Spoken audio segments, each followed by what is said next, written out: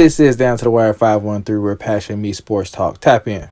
What's going on? It's Down to the Wire 513. I got Coach Jamar Mosley in here. Yes, my boy. Went to Hughes with him, my guy. Thank you for talking to me. Always. Got a few questions for you. So, you the head coach at Purcell Marian the girls basketball, right? Mm-hmm. All right. So, what are some of the challenges you face with building a culture at the schools and around? And there's a high rate of kids transferring today. That's a big thing. When we was in school, we wasn't dealing with as much. Yeah. Honestly, the biggest thing is just being authentic.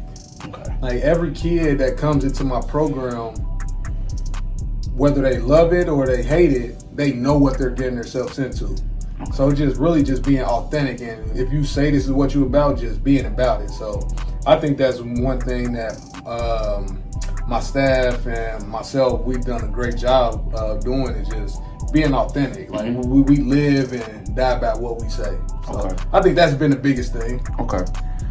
That's what's up. So this the season coming up. What can we expect from y'all? We know what everybody else expect. What should we expect from y'all? I want to hear from you, Coach. The expectations are high this year. Like coming off we lost 3 games in the last 2 years. Coming off of 2 back-to-back state championships. Possibility of being one of the most versatile teams in Ohio in the last decade or so. So, expectations are high. But, as coaches, we got to put it all together and just live up to those expectations. So what's the difference between when you won your first championship and that, nobody was really expecting you to do it kind of deal versus now when it's like, hey, this is the expectation? When I say expectations are high, I know they are, and I know what people from the inside are thinking, what people from the outside is thinking. But at the end of the day, myself and the girls, we go about things the same. So Okay. regardless of, I don't care who you are and what you think, but we gonna go about things the way we feel like we should. Okay. And no matter if we're the best team or the worst team, we doing things the same. Okay. So. Okay, that's what's up, man. So what's gonna take for y'all to three-peat this year? Buy-in. What does that mean? What's that mean? Everybody within our program, from me to the 19th player in our program, got to be on the same page. So everybody just got to be on the same page, man. Just everybody got to play their role, whether you're a scorer, whether you're the coach that goes get the team meal every single day, or whatever the case may be. Everybody just got to be bought in to what we're trying to do. Okay.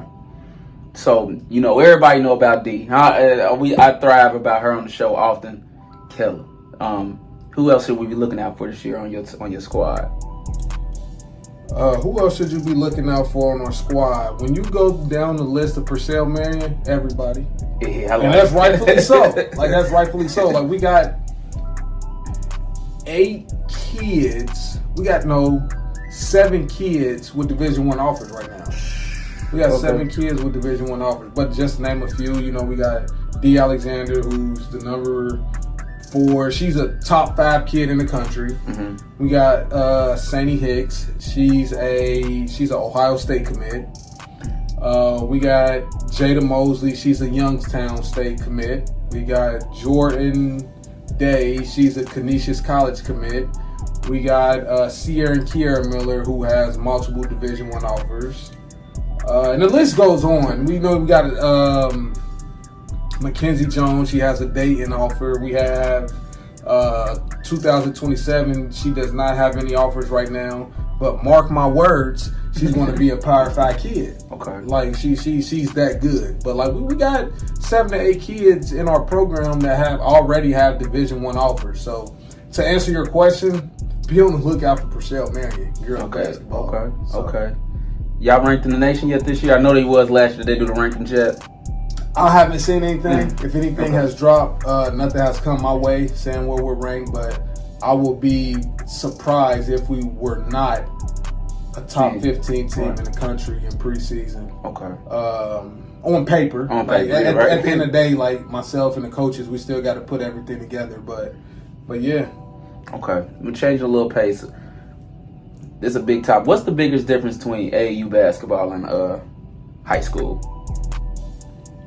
The biggest, it really depends program to program. Okay. So for my high school team, and I coach AAU with the West Virginia Thunder. Okay.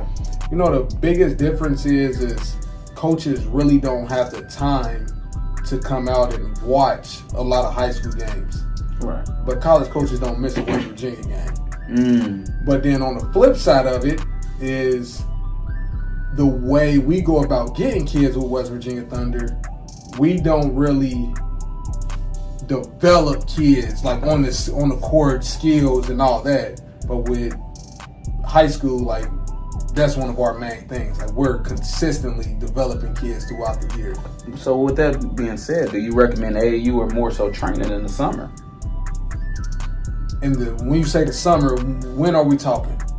Well, off season, just once the time AAU starts, and I guess that's I ain't playing well. That's April now, or is that May? Or I'm not sure. I'm leaning on you, Coach. So it depends on the time. So if you're talking about April and May, there's live periods. Okay. If you want to be seen by a college coach, you need to be doing AAU. Okay. But then there's some AAU programs that practice throughout the month of June. There's no live periods. Now, this past year, there was a live period for high school teams. But like during June, you should be training, getting better, doing whatever. Okay. But pick back up in July, there's 2 live periods. You need to be doing AAU if your goal is to be seen and to play at the next level. So that's really a tough question to answer. But you should be training, but you should also be playing AAU. So then let me go back to like the West Virginia way. We practice just a couple times out the weekend. So like we don't practice every weekend where there's AAU teams that practice every weekend, that practice every week. We're not the one that do that. So we just practice. We practice the weekend in April and we practice the weekend in July. So you better be with a trainer if you're playing with West Virginia Thunder. So Okay. Do you think AAU is good for basketball? You hear a lot of these guys now, they're saying that kids aren't being properly trained and AAU is bad for basketball. Being an AAU guy, no. Okay. No, AAU, it is not bad for basketball. Okay. That's where you're going to get your looks at. Like, college coaches cannot make the time out their day during the regular high school basketball season to come see their kids. They got their own season.